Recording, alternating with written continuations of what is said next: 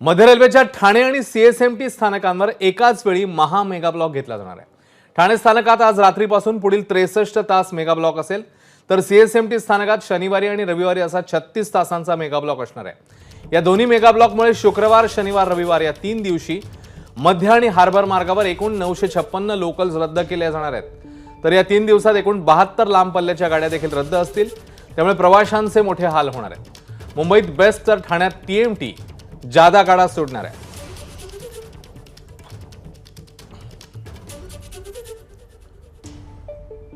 या सगळ्याबद्दल अधिक अपडेट देण्यासाठी ठाणे स्टेशनवरून आपले प्रतिनिधी सूरज सावंत आपल्या सोबत आहेत। सूरज, रात्री हा ब्लॉक सुरू होते, कशी तयारी सुरू झालेली आहे, कशा प्रकारे प्रशासन सज्ज आहे, काय अपडेट्स आहेत?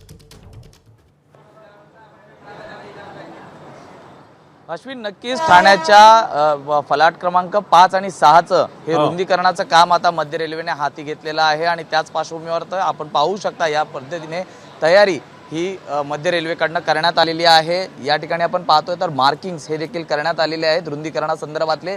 तर पुढे आपण पाहिलं तर जेसीबी आणि त्यासाठी या रुंदीकरणासाठी लागणारं जे डेब्रिज आहे ते देखील या ठिकाणी तयार ठेवण्यात आलेलं आहे। तर दुसरीकडे हा संपूर्ण प्लॅटफॉर्म बंद राहणार असल्या कारणाने या ठिकाणी बांबू उभे करून या ठिकाणी प्रवाशांना रहदारी करता हे बंद करण्यात आलेले आहेत। एकूण 956 लोकल या एकूण कामादरम्यान बंद राहणार आहे। 63 तासांचा हा पूर्ण मेगा ब्लॉक असणार आहे, त्यामुळे या ठिकाणी प्रवाशांचे हाल होऊ नयेत या ठिकाणी बीएसटी बस त्याचबरोबर एसटी च्या बसच्या जादा गाड्या या सोडण्यात आल्याचं पाहायला मिळत आहे। संपूर्णपणे हा जो फलाट आहे 5 आणि 6 हा पूर्णपणे कव्हर करून या ठिकाणी हे संपूर्ण काम चालणार आहे। 63 तास हा मोठा मेगा ब्लॉक हा ठाणेकडनं घेण्यात आलेला आहे। तर दुसऱ्या दिवशी जर आपण पाहिलं तर सीएसटी या ठिकाणी देखील हा मेगा ब्लॉक 36 तासांचा असणार आहे। त्यामुळे आपण पाहू शकतो या ठिकाणी विद्युत रोषणाई ही देखील मोठ्या प्रमाणात करण्यात आलेली आहे, जेणेकरून अंधारात हे काम दिवस रात्र चालणार आहे। त्यामुळे रेल्वे प्रशासनाकडनं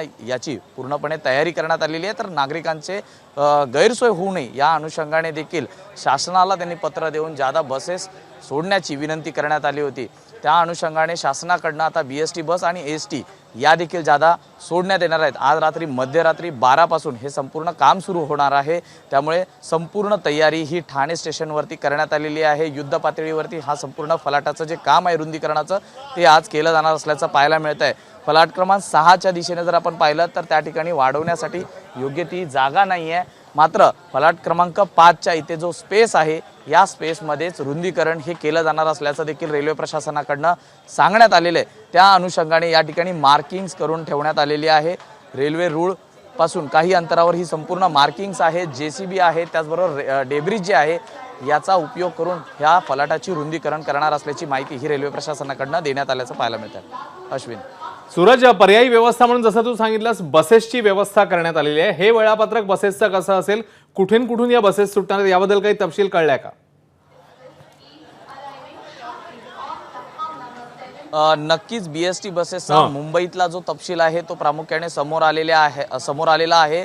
55 जादा बसेस या सोडण्यात आलेल्या आहेत आणि सर्वात महत्त्वाचं म्हणजे प्रत्येक जे छोटी स्थानक आहेत त्यांना जोडण्याचं काम हे करण्यात आलेलं आहे। बीएसटी कडनं जर आपण पाहिलं तर 1 जून ते 2 जून या दरम्यान सीएसएमटी ते दादर या 4 बसेस जादा सोडण्यात आलेल्या आहेत, ज्यामध्ये 40 फेऱ्या या करण्यात आलेल्या आहेत। त्याचबरोबर कुलाबा आगार ते भायखळा स्थानक अशा 4 बसेस आहेत आणि 80 फेऱ्या त्या करणार आहेत।